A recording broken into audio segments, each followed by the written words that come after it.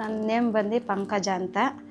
CBM ಅಲ್ಲಿ ಸೇರಿ 17 ವರ್ಷ ಆಯಿತು ಕೆಲಸಕ್ಕೆ ಸೇರಿ.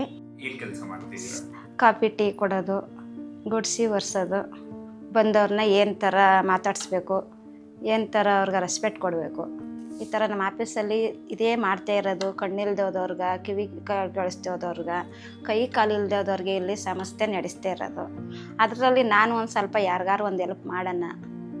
ನಮ್ಮ ಆಫೀಸಲ್ಲಿ ಎಂತೆಂಥ ಜನ ಬಂದರು ಅಂತ ಅವಾಗಿಂದನೂ ನೋಡಿದ್ದೀನಿ.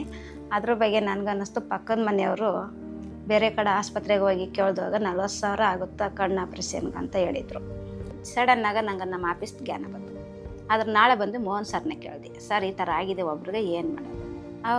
ಅವ್ರಿಗೆ ಕಾಲ್ ಮಾಡಿದ್ರು, ನಾಯಡ್ನಹಳ್ಳಿ ಅವ್ರಿಗೆ, ಡಾಕ್ಟರ್ ಮಣಿ ಸರ್ ಅಂತ ಇದ್ರು. ಅಲ್ಲಿ ಕಣ್ಣು ಆಸ್ಪತ್ರೆಗೆ ಕರ್ಕೊಂಡು ಹೋಗ್ಯಮ್ಮ ಅಂದರು. ಅಲ್ಲಿ ಕರ್ಕೊಂಡು ಹೋಗುತ್ತಲ್ಲ, ಅಲ್ಲಿ ಆಪ್ರೇಷನ್ ಇವತ್ತು ಇರಿಸ್ಕೊಂಡು ನಾಳೆ ಮಾಡಿ ಕಳಿಸಿದ್ರು. ಅಲ್ಲಿ ಕೇಳಿದ್ರು, ಇವ್ರು ನಿಮ್ಗೆ ಏನಾಗಬೇಕು ಅಂತ. ಅವ್ರು ನಂಗೆ ನನ್ನ ತಂದೆ ಆಗಬೇಕು ಅಂತ. ನಂಗೆ ತಂದೆ ತಾಯಿ ಇಲ್ಲ, ನನ್ನ ತಂದೆ ಆಗಬೇಕು ಅಂದೆ.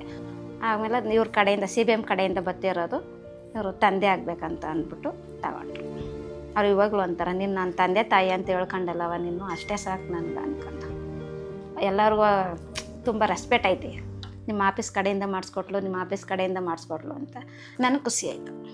ನಾನು ಇನ್ನೂ ಮಾಡಿಸ್ಬೇಕಲ್ಲ ಕಂಪ್ನಿ ಕಡೆಯಿಂದ, ಇವು ಹೆಸ್ರು ತಗೋಬೇಕಲ್ಲ. ಯಾಕೆಂದ್ರೆ ನಮ್ಮ ಆಫೀಸ್ಗಳು ನಾನು ಕೆಲಸ ಮಾಡ್ತಿರೋದಕ್ಕೆ ಇದು ಮಾಡಿಸಿರೋ ಚಾನ್ಸ್ ಸಿಕ್ಕಿರೋದು. ಇದು ಮಾಡಿಲ್ಲ ಅಂದ್ರೆ ನನಗೂ ಗೊತ್ತಿರಲಿಲ್ಲ.